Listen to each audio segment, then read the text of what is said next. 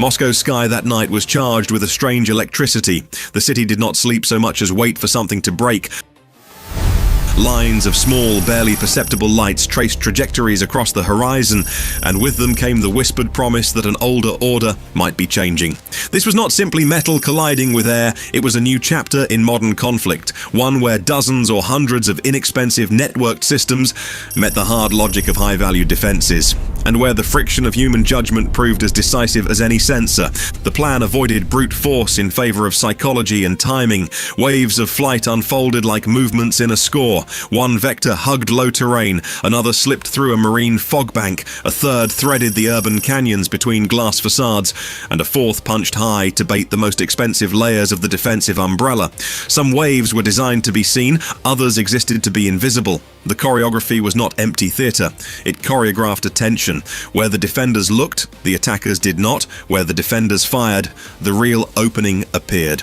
The result was an operational ballet, in which decoys, cloaks of weather, and the geometry of a city became instruments of advantage. When the battle space contracted into that particular kind of ordered chaos, what mattered was as much human as it was technical. On control room screens, ghost returns and alarm flags multiplied. In command bunkers, warning lights and voice procedures were tested against human reaction times. A handful of seconds of hesitation, a single misinterpreted contact, a split-second choice between engage and hold rippled outward and shifted patterns of consequence.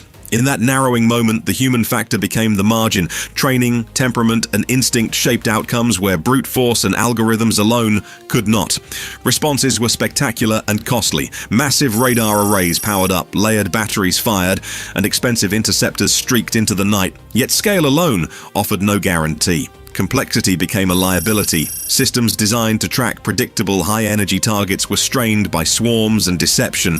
Algorithms tuned to certainty found themselves wrestling with abundance and ambiguity. Where predictability had once been an advantage for defenders, unpredictability now served the attacker. The introduction of sheer volume and variety, inexpensive, disposable, and numerous, forced defenders to choose between expending finite, costly resources or accepting pockets of temporary vulnerability.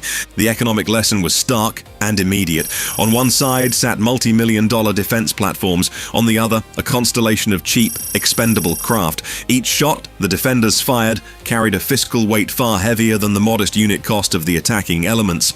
The attacker gambled on creating a disparity, bleed the defender of expensive munitions and attention, and the returns of a few precision strikes would be multiplied manyfold. In theaters where supply chains, maintenance routines, and industrial throughput matter as much as tactical victories, the arithmetic of attrition becomes strategic. Psychologically, the hits cut deeper than visible destruction. Airport closures, temporary blackouts, and citizens streamed into streets. These are the immediate disruptions. The deeper wound was a rupture in confidence. When a population begins to doubt the protective power of its institutions, not merely in numbers, but in the promise of safety, restoring that belief becomes harder than rebuilding a radar dish. Symbols and infrastructure are both targets. Each blast and blackout becomes a narrative that reshapes public mood and political tempo. The episode exposed, too, the interplay between deception and timing. A successful feint draws reaction. A well-timed sacrifice distracts the most costly assets. A coordinated crescendo creates decision paralysis. The attacker did not merely aim to destroy hardware. It sought to manipulate sequences of perception, to force defenders into plays where sensors contradicted each other and human operators, beset by information overload, hesitated at key moments. When sensors disagree and human judgment must reconcile conflicting cues under stress, the attacker's window for decisive action widens. Those windows created space for consequential blows, short-lived lapses in coverage, or slowed reaction times permitted targeted strikes to achieve outsized results. Physical damage mattered, but perhaps more consequential were the ripples. Deployments shifted, patrol patterns were reprioritized, and scarce assets were temporarily reallocated. These second-order effects propagated across the theater, from logistics and repair schedules to morale and political signaling. Deterrence, it turned out, is not only a function of weapons, but of attention and time. Yet the narrative is not solely one of tea. The immediate diplomatic reverberations were intense and predictable. Capitals called for calm, spokespeople issued condemnations and denials, and back-channel conversations accelerated. Allies parsed language carefully. Was this an act that required coordinated response, or a contained tactical episode to be managed quietly? For some states, the calculus was legal and normative. Public statements needed to preserve principles about civilian protection and proportionality. For others, the focus was pragmatic: how to reassure markets, maintain lines of commerce, and prevent escalation. The incident therefore played out on two parallel tracks: military riposte and diplomatic choreography, both of which demanded attention and produced their own frictions. Escalation risk, always a spectre, surfaced immediately. The defenders faced the choice between demonstrating resolve by striking back and tempering response to avoid a spiral. That calculus is shaped not only by military balance but by political psychology. Audiences expect leaders to protect their people, yet miscalculation under pressure can widen conflict. Here, restraint looked as much like strategy as reciprocity. International institutions and mediators found themselves thrust into roles they had hoped to avoid: calming rhetoric, verification of facts, and efforts to establish clear lines of communication. The event thus highlighted the perpetual tension between tactical necessity and strategic restraint. A parallel debate erupted over procurement and industrial priorities. Nations with aging arsenals saw the episode as a wake-up call.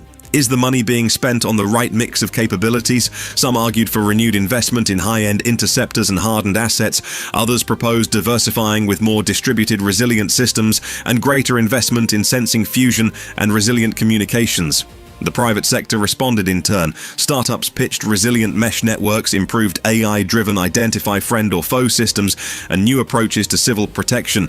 The market for tomorrow's technologies suddenly acquired a political urgency, with procurement decisions accelerating across multiple governments. Arms control advocates seized the moment to argue for international frameworks addressing the destabilizing potential of massed, low-cost systems. They faced an uphill battle. Technology diffusion makes blanket prohibitions implausible, and military utility ensures demand. Yet there emerged a more tractable idea: norms around use, transparency in certain classes of systems, and cooperative investment in civilian protection infrastructure. These conversations were nascent but consequential. Policy entrepreneurs sought to create language that could guide behavior, without attempting the impossible task of banning entire classes of devices. Civil defense and societal resilience moved from the margins into postures of mainstream policy. Municipalities re-examined emergency notification systems, continuity of operations plans for critical infrastructure, and public education on what to do during urban incidents. Businesses updated contingency plans, insurers recalibrated premiums, and logistics networks developed alternative routings. In short, the shock translated into practical investments in redundancy and public preparedness, less glamorous than weapons programs but arguably more important for day-to-day stability. Information integrity proved itself a strategic resource. The speed with which falsehoods and misattributions propagate in the wake of kinetic events complicates decision-making and can inflame conflict. Effective public communication, rapid, transparent, and evidence-driven, became a policy priority. Governments that could marshal verifiable data and communicate it clearly found themselves with better traction in public discourse. Independent analysts and open-source intelligence communities gained renewed prominence as both buffers against misinformation and as sources that must be responsibly curated. At the operational level, the episode reinforced a simple truth: technology magnifies both brilliance and error. Automation and AI provide scale, but also create brittle points when systems are over-relied upon without robust human oversight. The next phase of doctrine therefore emphasized hybrid approaches, blending algorithmic speed with human sense-making and establishing thresholds where human judgment is explicitly required. Training programs adapted, simulation environments were rebuilt to stress test for ambiguity and to reward adaptive thinking rather than rote response. Finally, and perhaps most poignantly, the event became a story about narratives. Military actions produce facts on the ground, but their enduring power often comes from the stories that societies tell about them. Did the episode demonstrate vulnerability or resilience, cowardice or calculated risk?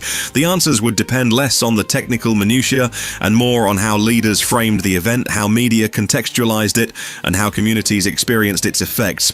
In that sense, strategic advantage in the modern era is as much about narrative stewardship as it is about hardware. When the dust settled and analysts tallied costs and impacts, the larger lesson was not a single policy prescription, but a set of imperatives: diversify defenses, invest in resilience, harden civic institutions against shock, and cultivate norms that limit needless harm. The night's spectacle was a proof of concept for a new kind of asymmetric pressure campaign, one that leverages scale, deception, and cheap ubiquity to bend superior forces into reactive postures.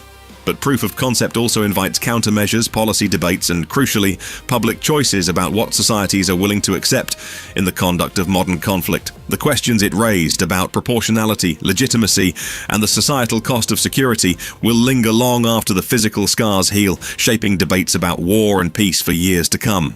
Underneath those policy debates and procurement shifts was a quieter, less glamorous set of struggles: recovery and repair. Cities and utilities learned that the immediate tactical shock is survivable if the plumbing of daily life, power, water, logistics, communications, can be restored quickly. That meant having spare parts, redundant suppliers, and pre-positioned technical teams ready to move. It also meant investing in distributed architectures for critical services, microgrids that can island from a disrupted main supply, alternate routing for logistics, and decentralized data backups that survive localized damage. These are investments that do not make headlines but reduce strategic leverage for any attacker who hopes to paralyze a society by striking a handful of nodes. Insurance markets and financial actors also recalibrated. Underwriters re-examined how to price systemic risk associated with urban area kinetic incidents. Lenders and portfolio managers treated the events as stress tests for supply chain fragility. Some sectors saw higher premiums and tighter credit lines in the immediate aftermath. Others used the episode to argue for public-private partnerships to underwrite resilience measures. The sting of the attack was therefore felt not just in kinetic damage, but in the cost of doing business. And that ripple is often the vector through which local incidents become global economic stories.